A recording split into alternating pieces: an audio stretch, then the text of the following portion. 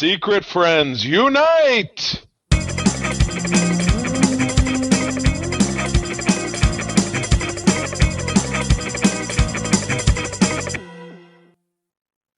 Welcome to the Secret Friends Unite podcast, episode 476. This is your guide to the geek side, and I'm one of your hosts, Todd Oxtra from beautiful Savage, Minnesota, and just want to say thank you to all those who have served and are no longer with us, your families, and we all salute you for your service. Yes, indeed. Thank you very, very much. Good weekend, Extra. I am back from the wilds of northern Michigan, where I was spending time with my in-laws, and I made it back by the skin of my teeth. But it's good to be back. I'm wearing my West Coast Avengers t-shirt today, which was a custom that a friend made a number of years back, because I maintain my sanity when I'm around my in-laws by reading comics on my tablet, and I happen to stumble upon by ignoring them and not talking with them. You know what? It really does work out better for everybody. But no, I ended up reading a West Coast Avengers trade that I would just pick them up if they were super cheap.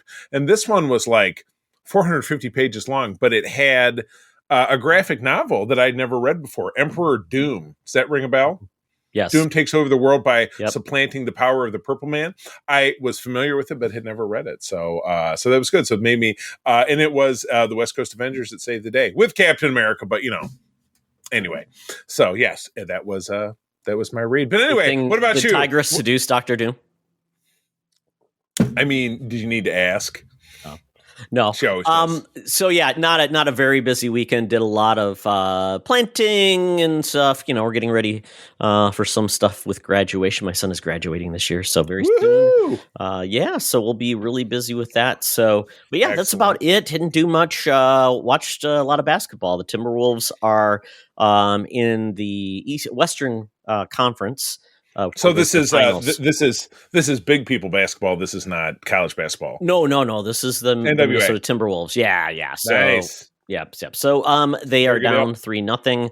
Not so great, but it's their best season in 20 years. So they're down 3-0, and it's their best season in 20 years. They must have had some. Well, this is the first time they've made it to the Western Conference. Well, that's in 20 years. I mean, and that's pretty sizable. But anyway, as fascinating it is to talk about ignoring your in-laws and watching basketball, we're here to talk about geek stuff. And talking about geek stuff gets even more thrilling when you are one of our Patreons. That's right. I'm segueing this into a commercial to give some love and respect to the good folks over on our Patreon at patreon.com/secretfriendsunite, where you can get ad-free versions of all of our shows, plus all of our fun additional content, including a great show that Todd and I do about comics called The Spinner Rack, a fun program that I do called Effects Geek Life, where myself and a guest grab a classic series and a season of that series, and we break down a few episodes. So anyway, you can find all that stuff, as I said, over at patreon.com/secretfriendsunite. Snag a free 7-day trial,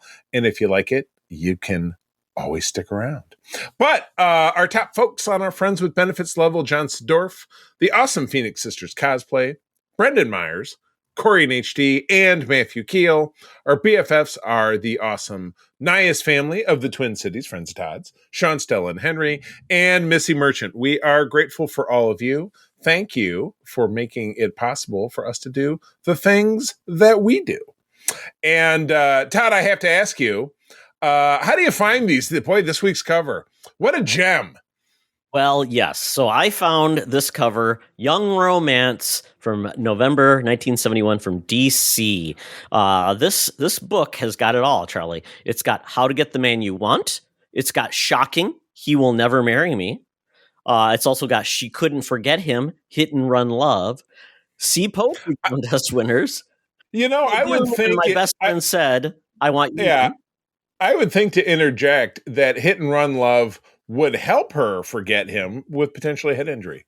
But I don't know. I didn't read while you were sleeping. Yes, it's that Sandra Bullock movie. And then How to Do Yoga to Make You Beautiful. I did yoga for a lot of years. Did it make me beautiful? Probably not. This is wild. Side stories. Yes. The main focus, though, is a young man and not a young man. A Reed Richards alike with a cravat opens the door.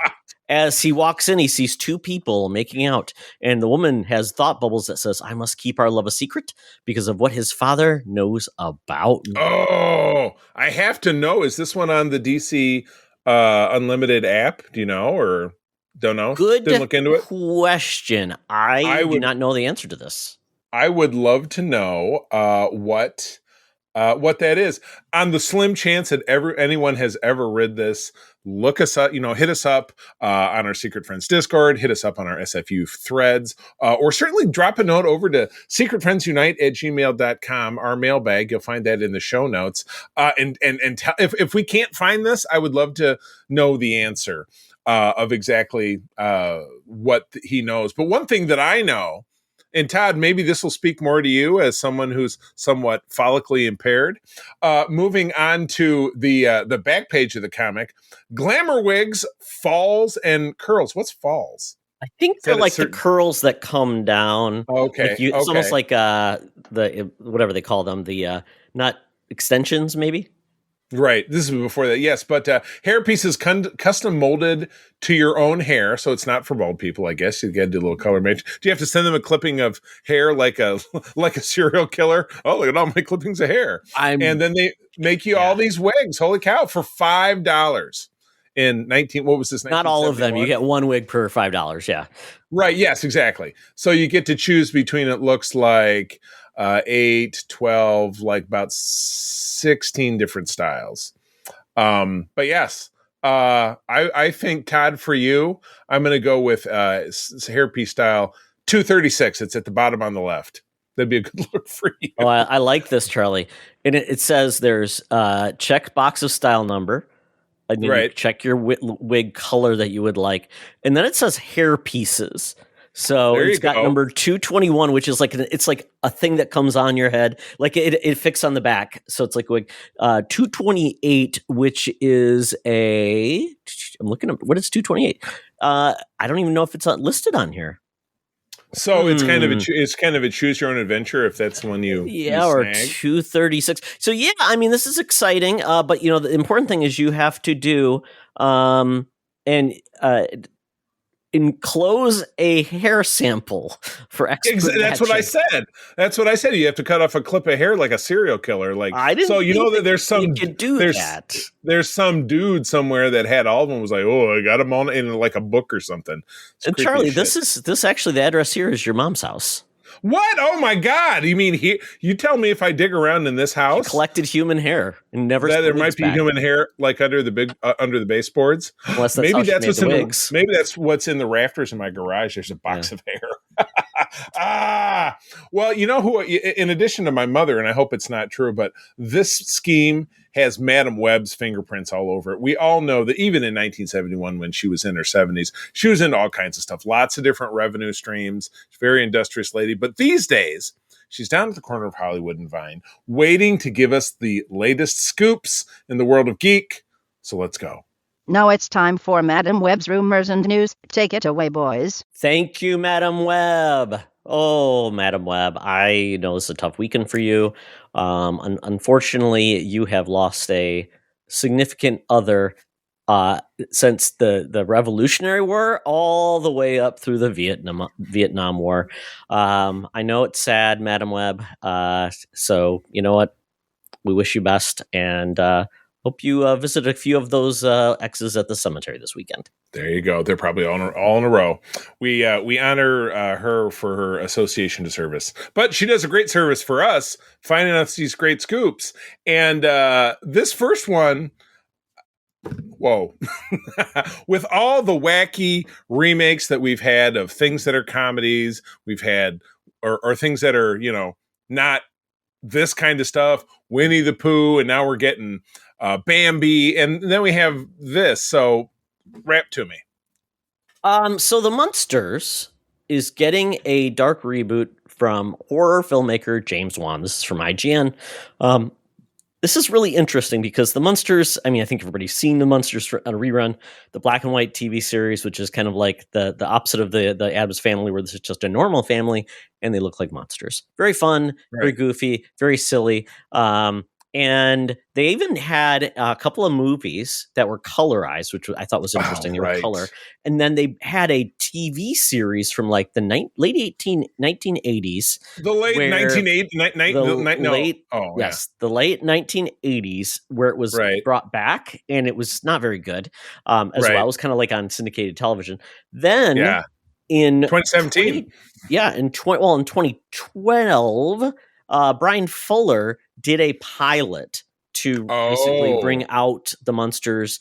It was called To Mockingbird Lane. And actually, I enjoyed it quite a bit because it felt like a Pushing Daisies kind of like dark horror comedy type of show. And it had Jerry O'Connell as very nice. Essentially Herman. But he didn't look like a monster, but he essentially was brought back like a Frankenstein. And it had some, I believe Eddie Izzard was Grandpa Munster. Such a weird dude, but that's perfect.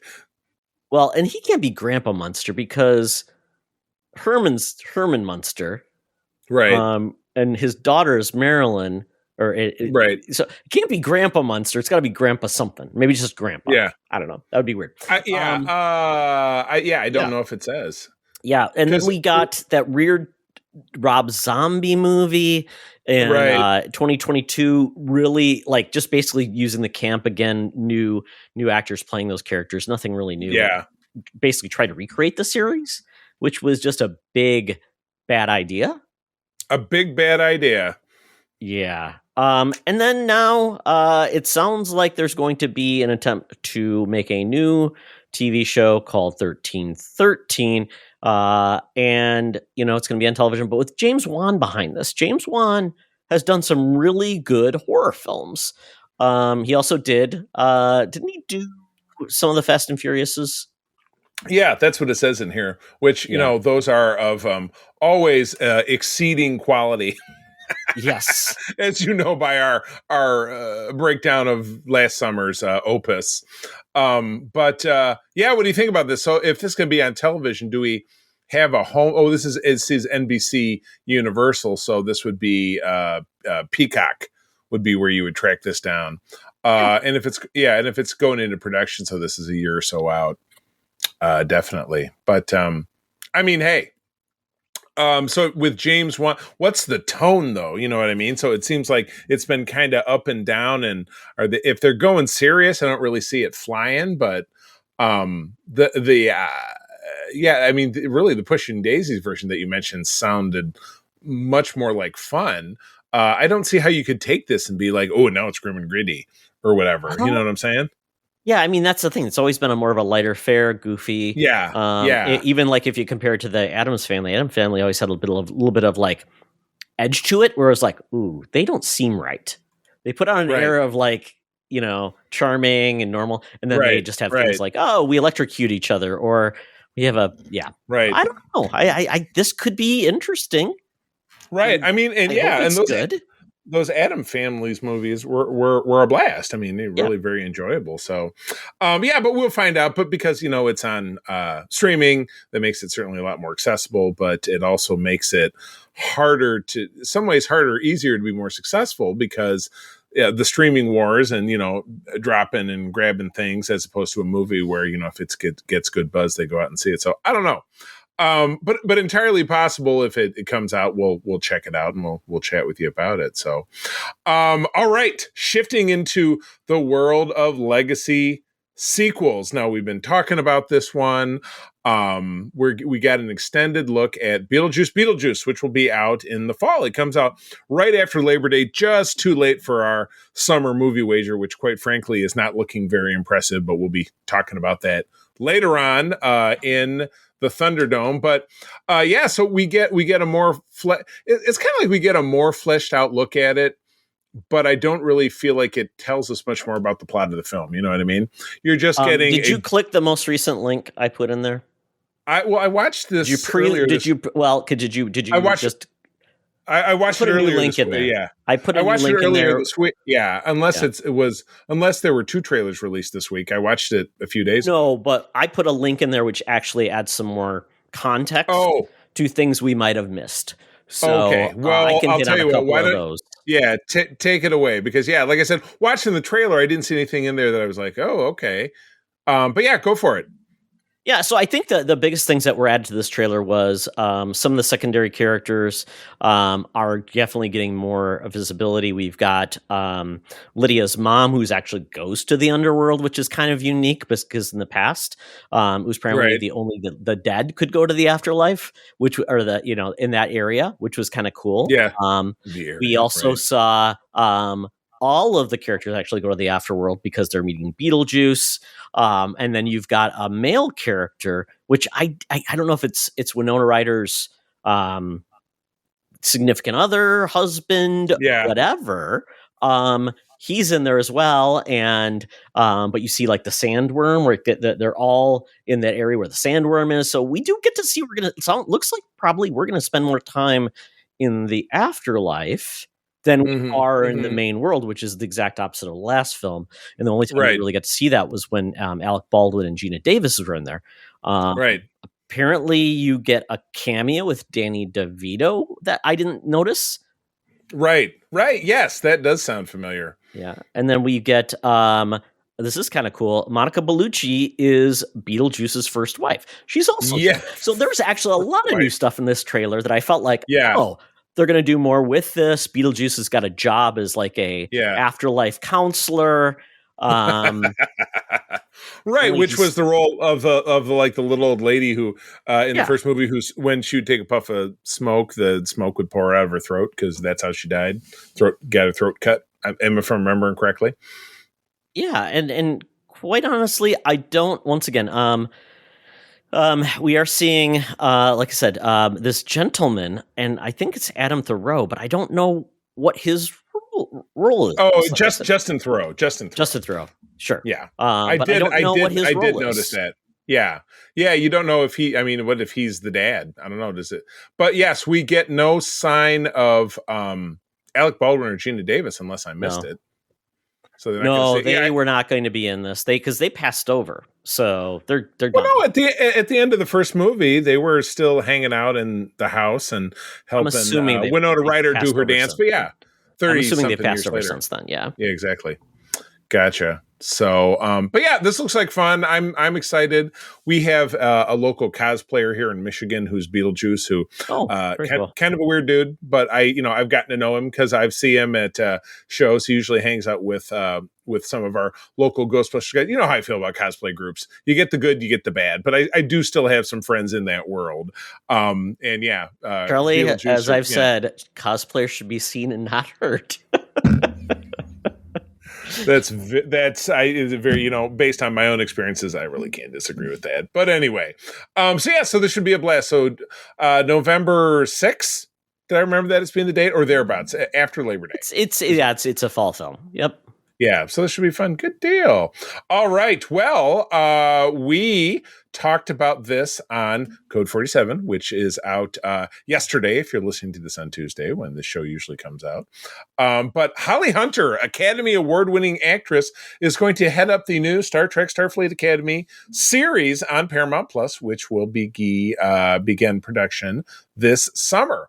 This series, which we've known about for a little while, is following up Star Trek Discovery in the timeline. It's going to be set, I would imagine, at least initially, on the planet Earth, where not very much of the latter portion of the Discovery series took place, because it took place in space. Earth is not the home of Starfleet headquarters anymore. It's this big thing in space. So this is taking us back to Earth. But yeah, Holly Hunter is going to be the captain or chancellor. Well, just chancellor, because usually someone who runs Starfleet Academy, we've seen in the past, has a higher rank than a captain. So don't know if that means that maybe she's not the top person. Like maybe she's, the wacky dean or something like that. Maybe she's maybe her boss is Jim Rash. I think that'd be pretty great. Don't you think? Oh, just like fantastic. Community. I would absolutely love it. But yeah, this is one of a long line of storied actors, Academy Award-winning actors that have headed up a Star Trek show. She won the Academy Award in 1993 for The Piano, which I don't think I've seen since then, but I remember it being a great film. I mean, I was a teenager, so I'm sure there were nuances to it that I don't necessarily appreciate. But we also know her from one of the Snyderverse DC films. Didn't she get blown up in that one when she ran afoul of Jesse Eisenberg? she was the senator. Yep. Yeah. Then she was also in broadcast news in the early 1980s, and then a breakout comedic role in the late 1980s in the Coen Brothers Raising Arizona, which I've also not seen in many, many years, but I remember that being quite a wacky flick. But yeah, she's fantastic. So I think can I clarify something? So it, like you said, so the Federation is headquartered in outer space. Right. Which you see in Discovery after season 3 when they arrive in the future. Have they been to Earth? Yes, they have. They visit, because what happened was, if you remember back in season 3 of Discovery, when our people, made the sacrifice of going to the 32nd century so they could save their present from a super killing computer. What had happened is 100 years prior to the time they arrived, there was the burn. Do you remember this when all ships everywhere exploded? Yeah. During that time, the United Federation of Planets fractured because they didn't have warp drive to kind of keep things going. So during that time, Earth left the Federation. Oh, that's right. They became they were protective. They didn't want anybody there. Yeah. And the character of Adira, who's on Discovery, who I'm not terribly fond of, was a member of that military who ended up leaving there to join Starfleet. And I don't remember the details because, as I said, I don't really care for that character. But have we actually hung out? Yes, during the time Discovery visited Earth, and all of our cast, they kind of ran across the field to this tree that's on the Starfleet Academy campus, and they're like, "This has been here for 1,000 years." Yeah. So that's been. But so this is Starfleet Academy reopening. Yes. It's reopening because there's been no Starfleet Academy on Earth. Yeah. So that's really what the show is going to be all about. Okay. That's cool. Yeah. Something everybody's always wanted. It's going to happen. It's in that time frame we all kind of dig. So we're not going to have a lot of cameos. It's not a prequel. Not a prequel. We're not going to have, they could have hollow creations of classic characters, and that's something, and I'm fine with that stuff. And they could sneak in a Discovery character here and there. There's rumors that Tilly will be a character because she's an instructor. I'm also not a fan of the character of Tilly. I'm sorry, I'm not trying to be negative, but she is supposed to be. I really like, because I met in real life and think she's a very nice person. I really like Sonequa Martin Green, and I like the character of Michael Burnham, and I really like the character of Rayner on Discovery, played by Callum Keith Rennie this season. Great character. Now, Todd, you're watching. How caught up are you on Discovery? I haven't gotten too far. I'm on episode 4 or 5. All right. Gotcha. But anyway, yeah. But this sounds fantastic, and it's also got a stream of big productive, or I would say on the executive producer side, productive people, tons of productive people, including Rod Roddenberry, Gene Roddenberry's son. But in the writer's room of the show, which is very excited, is Tawny Newsome, who is Mariner on Star Trek Lower Decks, the animated program, who I've met in real life, and she is a dynamite comedian, and I would imagine a great writer as well. So look forward to that. So anyway, with this going into production, my spider senses tell me that we will potentially see it end of next year, maybe 18 months, maybe early 2026, maybe taking that first part of the year time frame that Picard or Discovery has had. So I think this looks fantastic. I'm excited. Yeah, and this potentially could spin off or create characters that would say, here's your next new Star Trek show. Exactly. Coming out of that. Yeah. All the while pushing things forward, as opposed to let's have another prequel. While I love Strange New Worlds, it's kind of dangerous the way it plays with canon because it's so close to the original series. So yeah. But anyway. So Charlie, I think if they had a better idea, they should have just stuck to like 3 planets in Star Trek. That's it. And so it keeps going back. Like Star Wars? Yeah, we're back to Maybe Tatooine. They'll find Tatooine too as well. That could be the next series, Star Trek Tatooine. And here's Boba Fett. But he's a wacky bartender. Oh, all right. What else we got? This one's all you because this is your baby. Okay. So we've known that James Gunn is bringing a Green Lantern TV show. This is like one of the first real TV shows they've talked about under James Gunn, which is pretty cool. It's bringing on Damon Lindelof to write it. If you don't know or remember who Damon Lindelof, he was one of the guys behind Lost, and he's done a lot of other really amazing things. But the cool part is, I didn't realize this. Tom King, who is a fantastic writer, he wrote sounds familiar. He wrote the Supergirl, World of Tomorrow, or here we go. That one that we read, that we talked about on our Patreon, right? Yeah. Yep. And that's great. And then I think what we've got here, and there's another person, Chris Mundy, as well, will be the writing studio to come up with this. He's got a case of the Mondays. Yep. And it will feature Hal Jordan, Jon Stewart in this. Yeah. And the interesting part about this is, it's the Green Lantern Corps. So this means we're hopefully going to be in a world where we will get like cameos. We'll have bring in a new lantern if needed. This is going to take place on Earth predominantly, and they're going to be basically the space cops in Earth that take care of things from outside. Yes. There's Jon Stewart with Gatling gun. And I had another. Where am I? Was looking for my other. I have a whole rack. Let's see. There you go. Can you see him? I see him. Yes. There you go. Very nice, Charlie.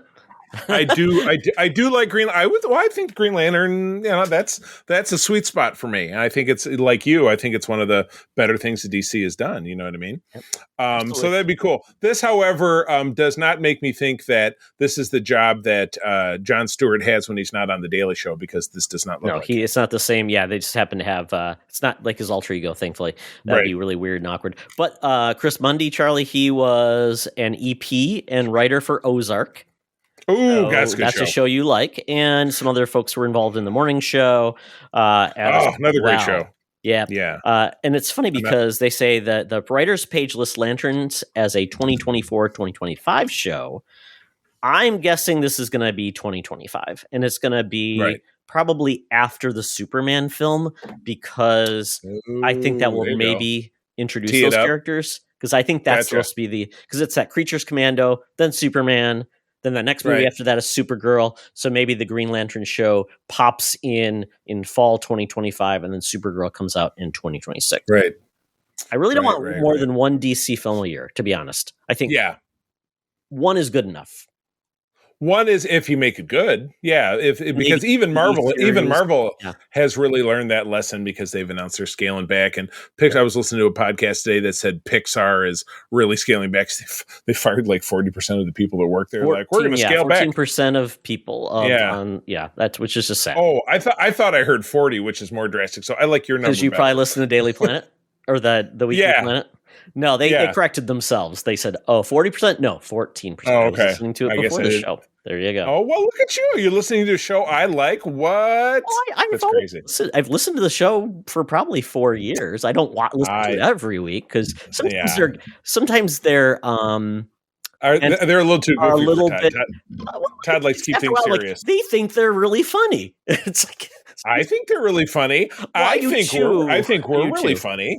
Yes, indeed. But anyway, so that's good. Well, thank you for that correction, because 40% sounds very dire, and 14% is not great, but it's not 40%. They're going to focus on movies, no longer TV. So actually, quite honestly, if you think from that lens, I don't even think makes sense. They're going to be putting out less stuff and more quality, which makes sense. Very good. All right. Final story. I still don't know who the hell this guy is, but Paramount is doing a reboot of The Naked Gun, which was an iconic series from the 80s. There was a TV show called Police Squad, I think, with Leslie Nielsen, the late Leslie Nielsen, which was turned into 3 films. I think, as typical with most sequels, they were subsequently less funny as they went on. But the first one was a classic. Hey, it's Enrico Palazzo. But anyway, the reboot adds Liza Koshy, don't know who that is, Cody Rhodes, don't know if that's that guy pictured here, CCH Pounder, who's an actor who I know is a black woman, and Busta Rhymes, who the hell doesn't know him? So, okay, great. So Liza Koshi is from Transformers: Rise of the Beast. Already not looking good for her because we didn't like that movie. Well, she's like a YouTuber that is very comedic and stuff. Gotcha. So she has a career before that. I mean, she's done voice. Well, who was she in that? I wonder who she was in that movie. But anyway, current WWE Undisputed Champion Cody Rhodes. Well, you know how I feel about wrestling stuff. So I don't know. Is he going to be the main character? No. Liam Hemsworth? Liam Neeson is Frank Drebin.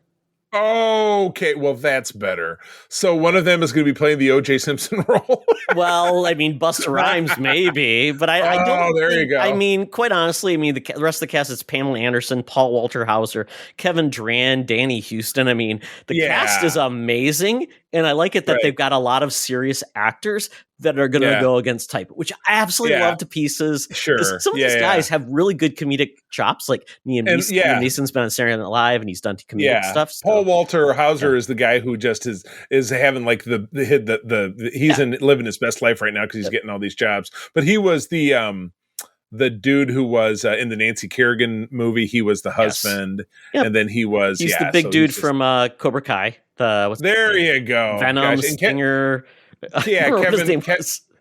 Kevin Durant is awesome. He was just in that Abigail movie we saw, and he was also in Lost. And he was also the original Blob from Wolverine Origins. That's right. She's a gymnast.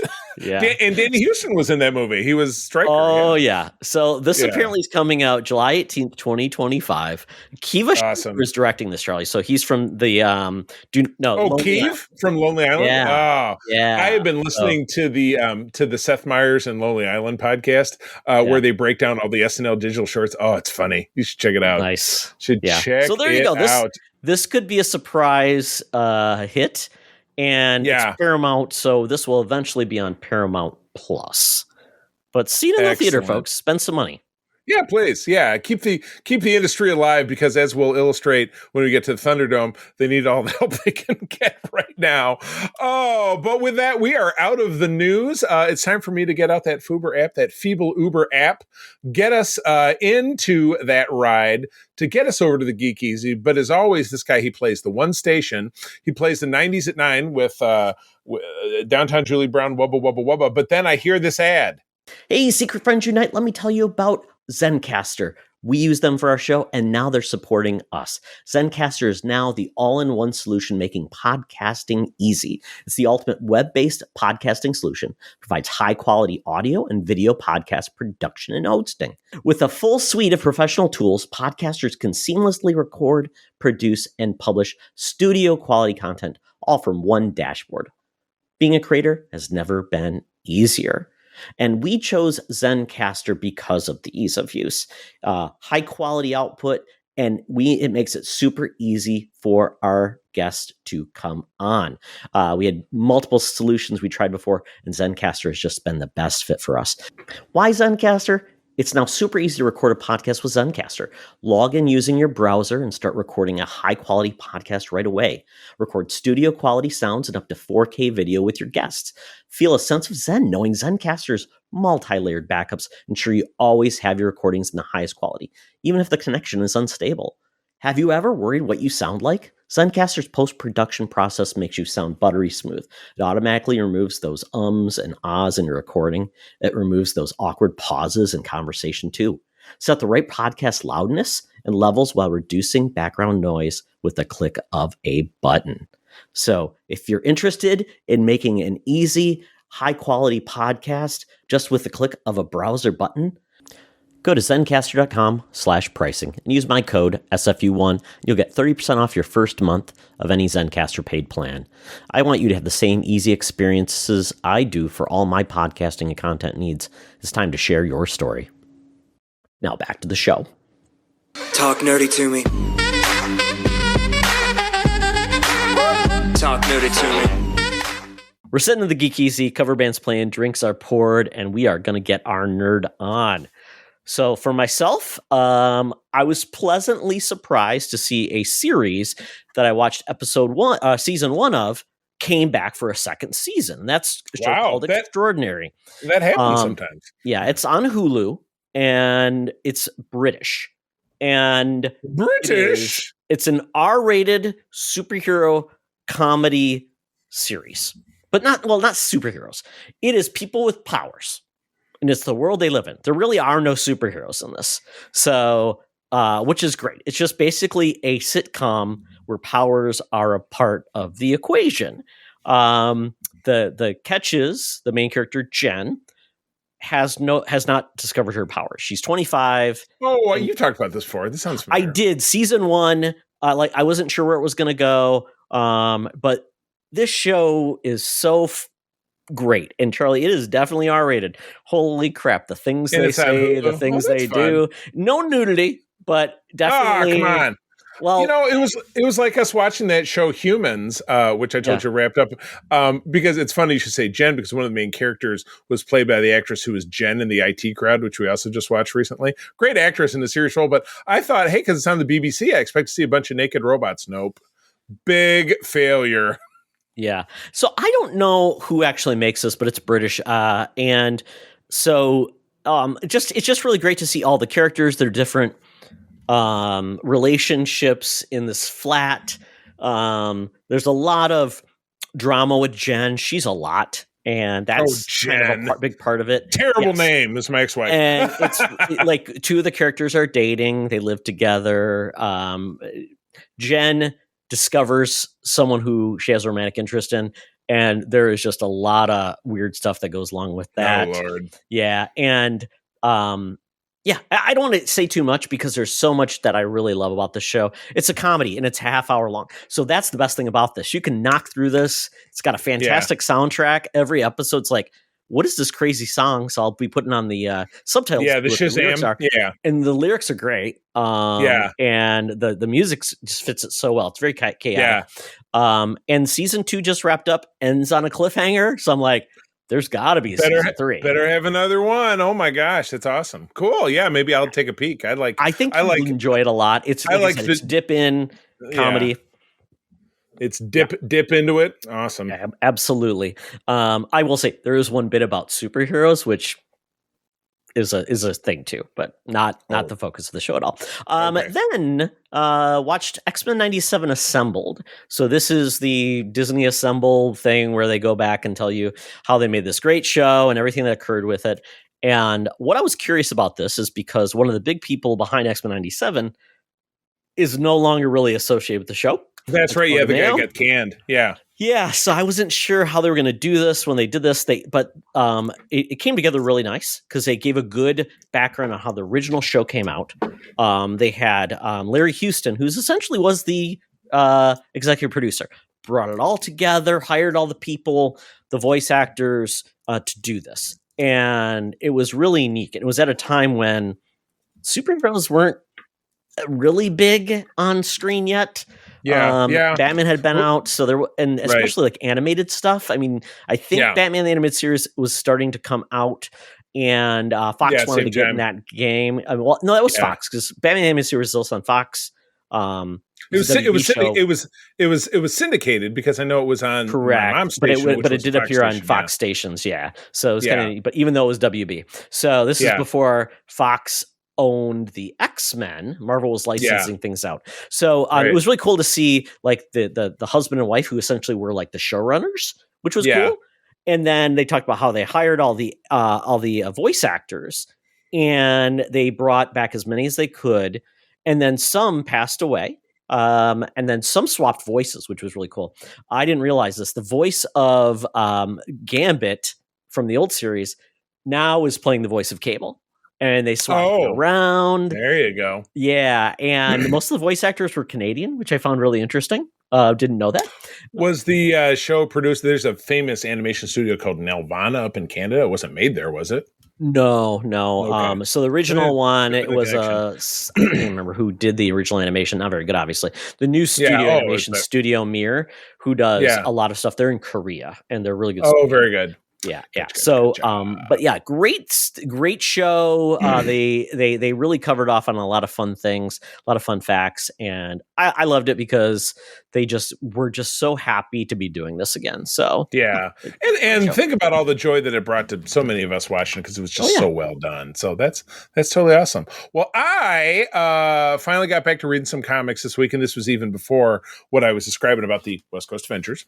But the Cobra Commander miniseries, which is now part of this Energon universe with the G.I. Joe and the Transformers. It's so funny. I've done a total 180 on where I was coming from with the G.I. Joe stuff, because I was so excited that Larry Hama was launching his title again. And I feel like I mentioned this last week. I dropped reading that title because it just wasn't clicking with me, because that's the ongoing title. Yeah. And it's too weird.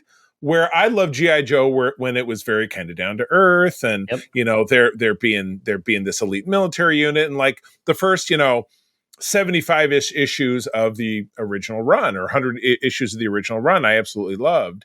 And then it got a little weird, and then it ended because it lost popularity. They brought it back in the 2010s. I didn't really follow that. It's impossible to find it on digital, so I can't really read it. So I picked up 300, just kind of having to fill in the pieces, and it just didn't grab me. But they've done 2 miniseries. They did the Duke miniseries, which wrapped up, which was fantastic, and kind of set the bar for him being the field leader of G.I. Joe, because it started out that he was a crazy like Jack Bauer type, and at the end of it, he was running the show. Sorry about the spoiler. Cobra Commander set it up embracing the G.I. Joe the movie with Cobra La, and he is Cobra La scientist, and he's sent out into the world to raise an army. Meanwhile, Cobra La is backstabbing him, and he has to fight Nemesis Enforcer, and he has to fight the Dreadnoks. And at the end of it, you see him paired up with Destro, which is going to lead into the next miniseries, which is Destro. Duke is going to lead into the next miniseries, which is Scarlet.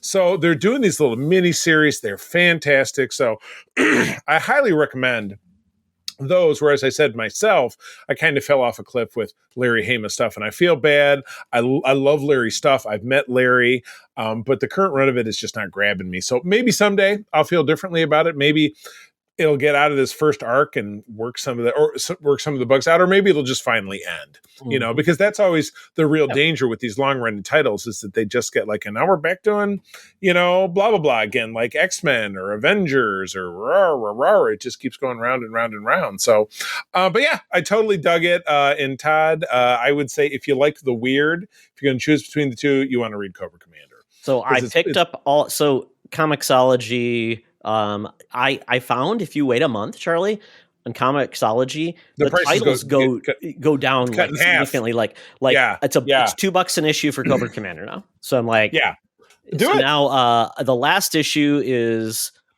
not at my price point, so I'll wait a month and get that one. And I can get all 11. I can get all 5 issues for about $10. And there you go. Digital credits plus I get 10. Yes, I love 10% discount on Comixology. Yep, I'm in Flynn. I would recommend Duke too, because it's a very I got thriller. Duke. Yep, I and you read it those too. No, not yet. I have not read those yet. I bought them though because they were on sale, and I got a deal. I like Duke very much, and I've been talking about it since that came out in I think December. And loved it very much.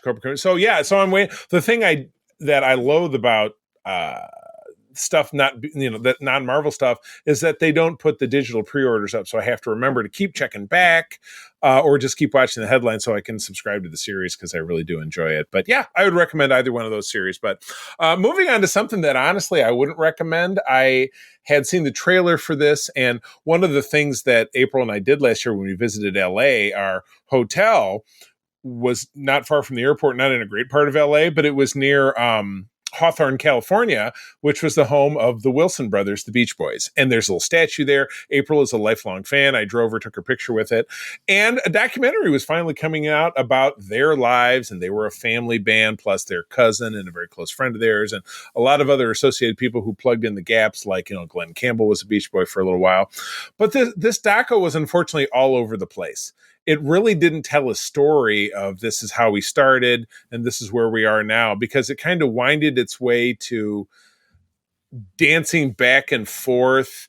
It showed at the end all the surviving members getting together on the beach to have a picnic, which is nice because, like any longtime music act, a lot of them are estranged. Like Brian Wilson is a very weird guy, and he came in and out of things. And one of their brothers died. He drowned while surfing. That was not addressed.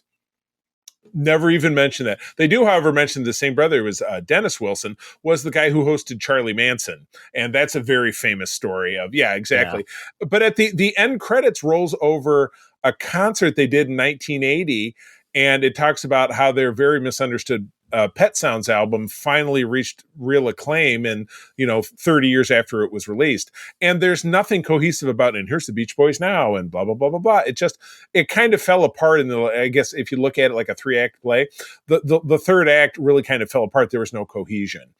So it felt like one person was telling the story, and they talked about Brian was this tortured genius, and their father, Murray, was their manager at first, but he was super abusive, and then he sold their publishing rights because he wanted the money for it, and everybody lost millions, and it was just...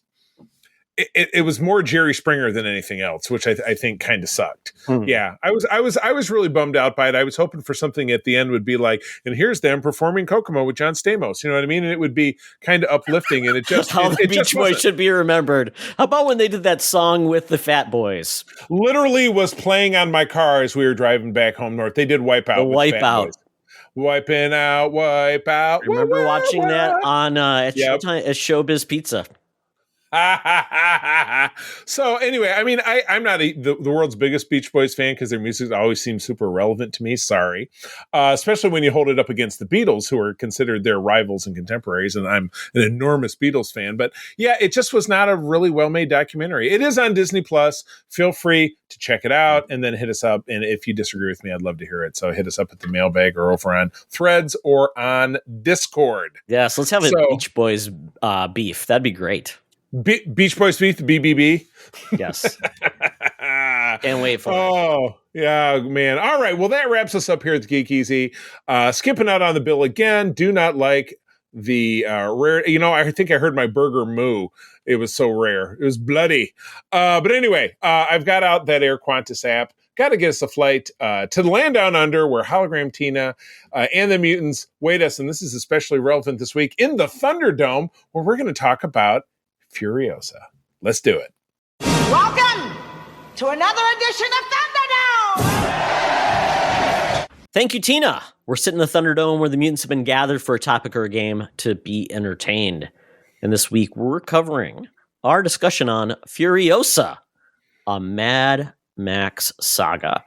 Oh boy, this is a movie a lot of people have been waiting for. Fury Road was became like a real quiet hit, and yeah, big time. A lot of people weren't sure what to think about 2015, I think. Yeah, because I mean, it would be Mad Max Beyond Thunderdome, which came out in the 80s, and that is a huge gap for a franchise. We always said long gaps in franchises typically go horribly wrong.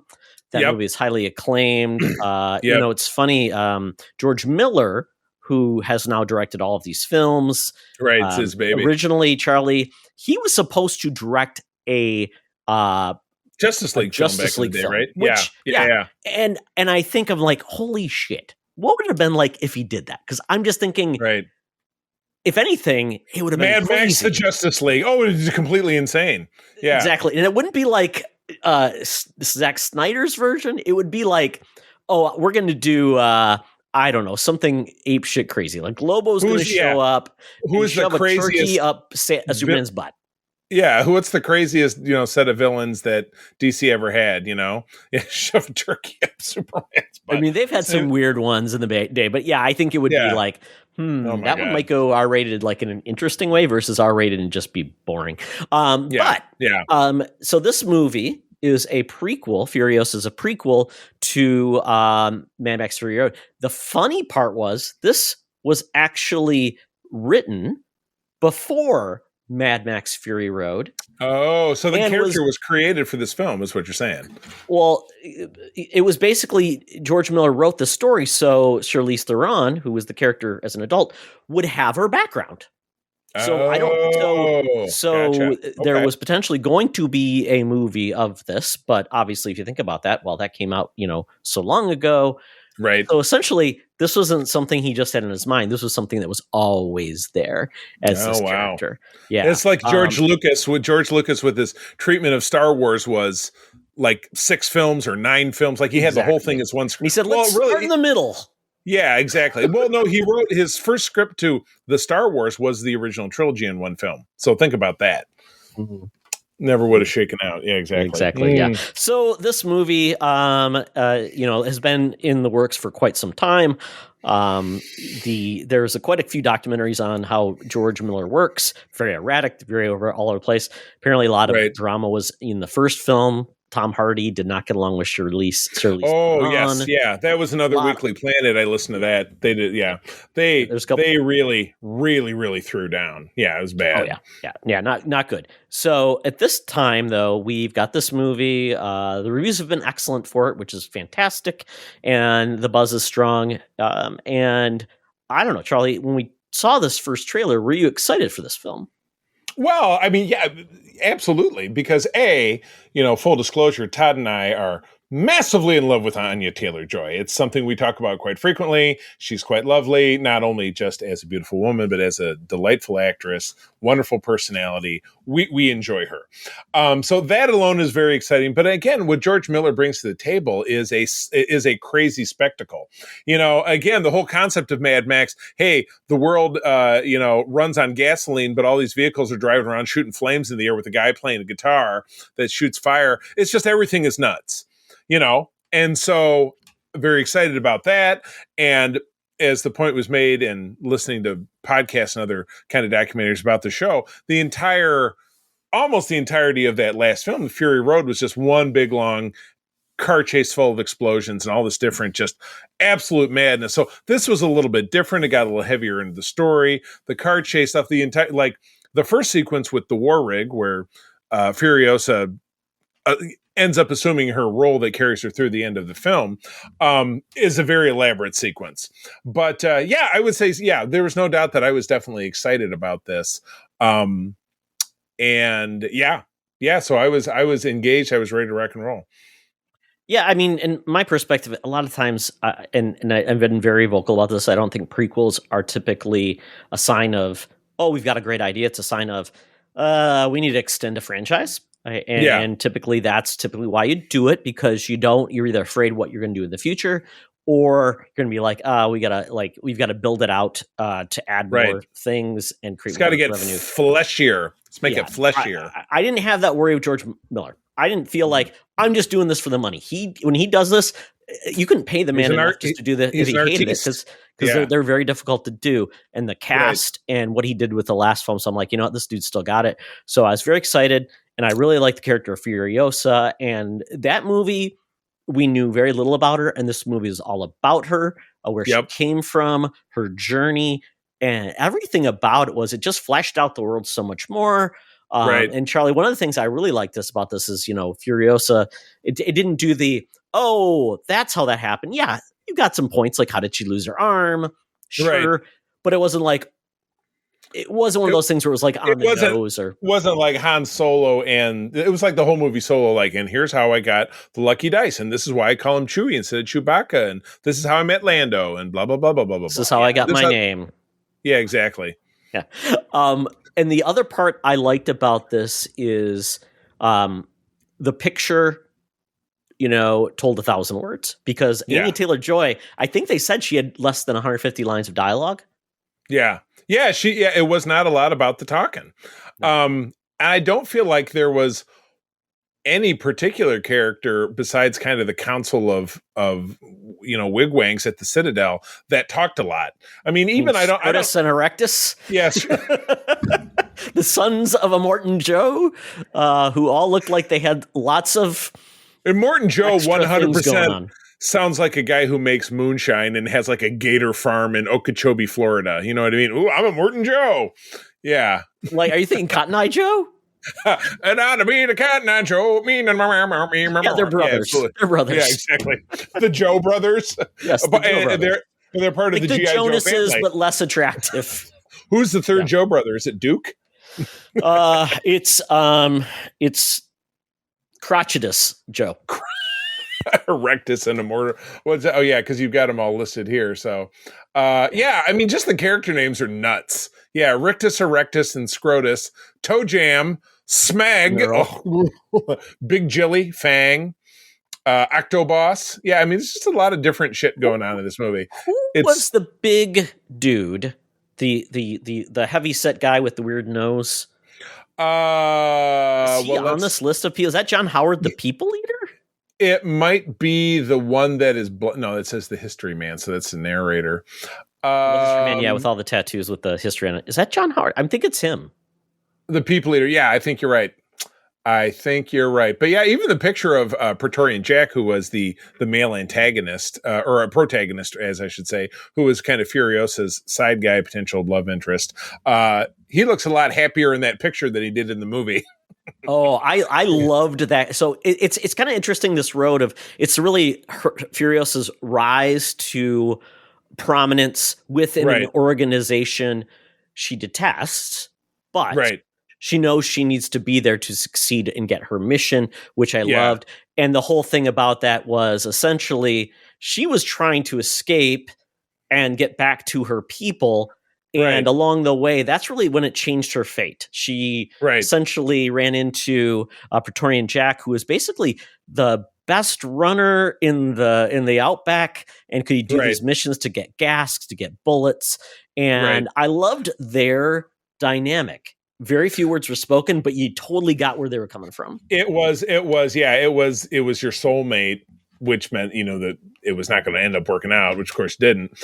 But yeah, I do love that. And I'm trying to remember if this was established in, it probably was not in the first film of these two films, but yeah, you're right. You just described it. There's Bullet Town, the Bullet Farm is one community, Gas Town, and then there's the Citadel. So they have the three communities that trade.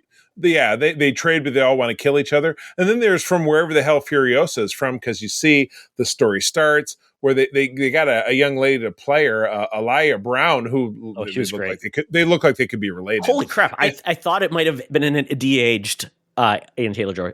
She was amazing. Yeah, and then you saw a young version of her sister, whose name is not listed here, but it's something that starts with a V, who we meet in the previous film as Vuvilani. Yeah, no, Vuvuzuela, isn't that one of those? Yeah, isn't that one of those? Yeah. Vuvuzela, yeah, Vuvuzela. Yeah, the land of abundance, Charlie. The land of abundance. The land of abundance. Yes. But yeah, this movie was without a doubt a wild ride. Angus Simpson, who was the organic mechanic, he's in the Insidious movies. He's one of the two sidemen who work for Lin Shaye's character. Oh, okay. The other, yeah, exactly. So I recognized it. That was the only other face I recognized, because otherwise it's all super duper heavy duty Australian folk. And of course, Chris Hemsworth. Chris Hemsworth. By all means, I love the fact that he got to go all in, be slimy, funny. And with using his own accent and just chewing, even with those big teeth, chewing on the scenery every bit. Just, I'm not trying to win any awards for my acting in this. I'm tossing all in as being just a total slime bag, and his ultimate fate was nuts. Without a doubt. So are we going full spoilers? We've trickled a little bit here and there. Well, I don't know if we need it. Well, I mean, because I don't think this movie has a lot of things that you can really, there's a few things you can spoil, but I mean, ultimately it's a very simple film of revenge that builds upon a character that we got to know, and it was very satisfying. I mean, I want people to see this film, so I don't want them to. That's fair. So, a couple technical questions. Furiosa, we know that she loses her left arm basically at the elbow. Yep. She finds herself a prosthesis. Number one, how does the prosthesis work? Number two, because the only functionality we see is when in a certain scene she does the lawnmower thing. Yeah, but it's not very strong. It just makes a little noise. She pulls on it goes, and they're little cutting blades because she has to cut something loose. Yeah. But how does it otherwise function? is that just left to the imagination of like it's science fiction? It's just powered by anger, Charlie. Because there's no like she doesn't have like a diode that attaches to the side of her brain There's or no something. technology, really. No, There's nothing. It's not. It's not. But she has a gas-powered generator on her back. She's got to. She had to pull the cord on that one. It's like those backpacks you wear for like people that I've got one for blowing. Saying that's what she's got, but. It's like anytime you start a lawnmower, it's at least 3 yanks, and she got the exactly. Yeah. So you just have to go with it, I guess, because I couldn't figure. That's my only tech question. She also gets her famous bald look by doing what always mystifies me when someone has hair long hair or otherwise cuts their hair down to essentially a buzz cut with a giant knife.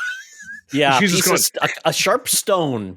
Yeah. Yes, exactly. That's amazing. Because, but still, maybe she did it with the cutting tool from her bit. That's how she kept it sheer. You know what I mean? So, suspension of disbelief. But I saw this in IMAX. It was well worth the money. I have a subscription for 3 movies.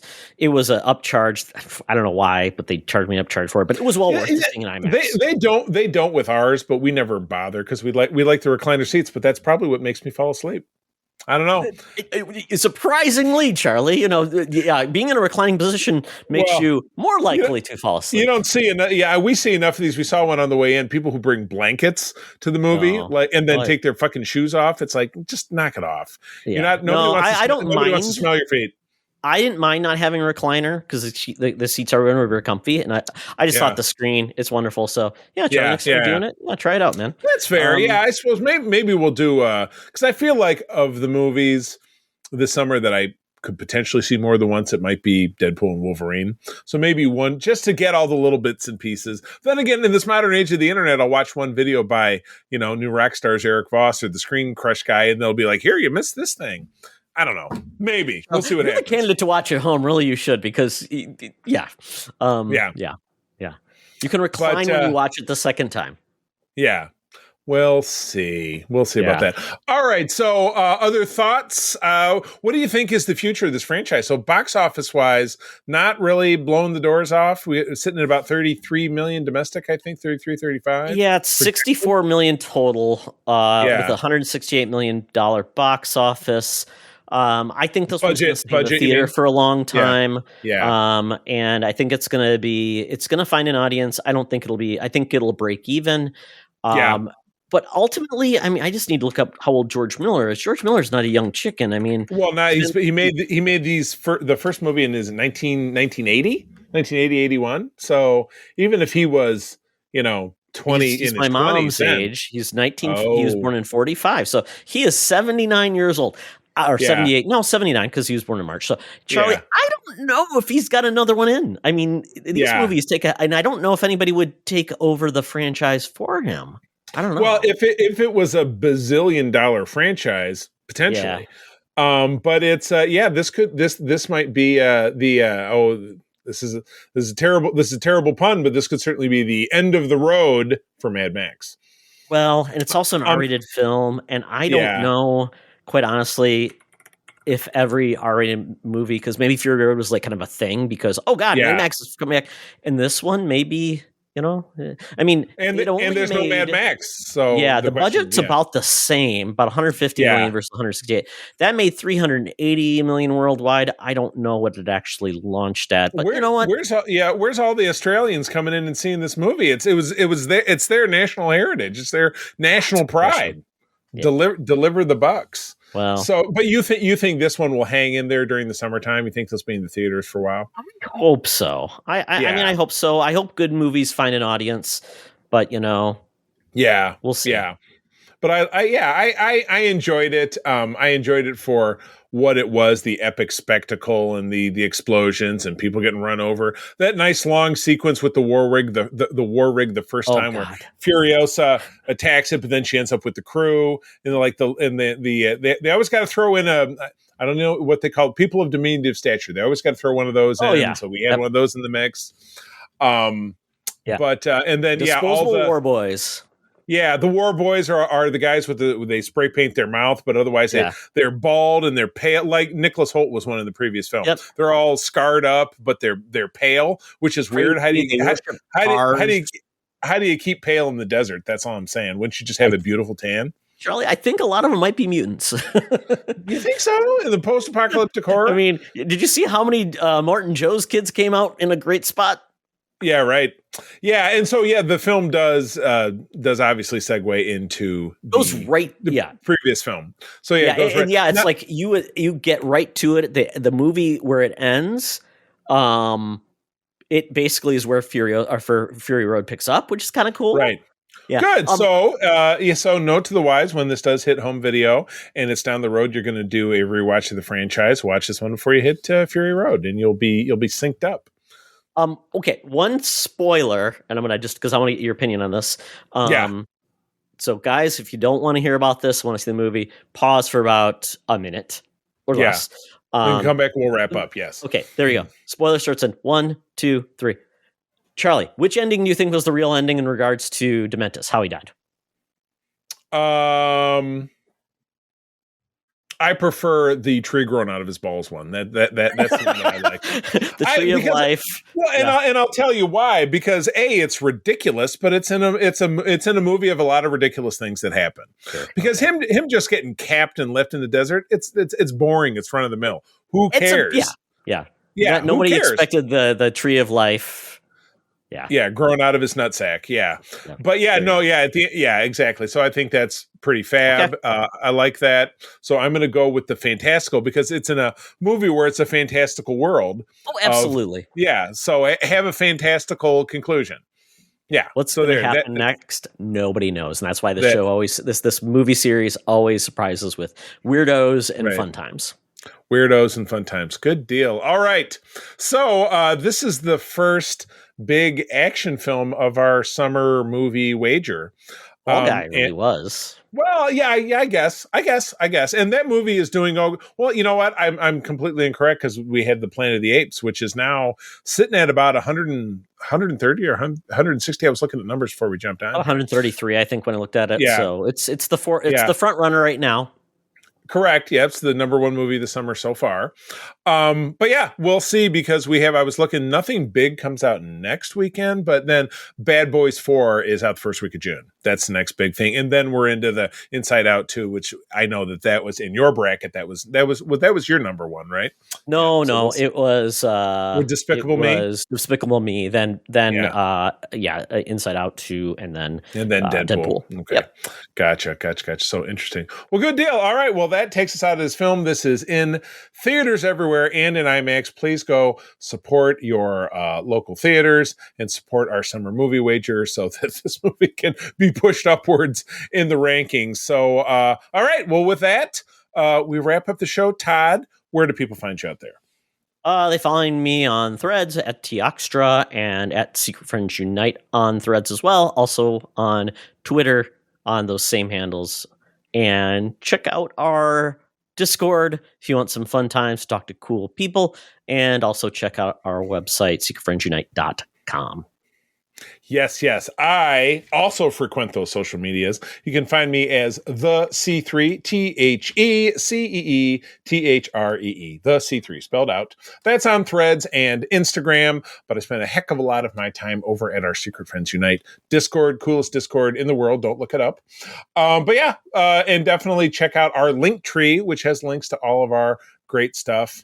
And once again, patreon.com/Secret Friends Unite. Free 7-day trial, ad-free versions of our shows and all of our great bonus content. We would love to see you there. With that, friends, as always, thank you for joining us. I'm going to tell you that sharing is caring. Keep on trucking. Be the hero, not the villain. In a war rig. Welcome to the Thunderdome. This podcast is part of the Secret Friends Unite podcasting network. Visit secretfriendsunite.com for more great shows, articles, news, reviews, and more. Secret Friends Unite podcasts are available on Apple, Google, Spotify, and other podcast services around the world. If you'd like to be part of the conversation, you can join us on Facebook or our new Discord server. or follow at Secret Friends U on Twitter. Please subscribe to Secret Friends Unite on YouTube and visit our merch store at tpublic.com. Just search Secret Friends Unite. Thanks for listening.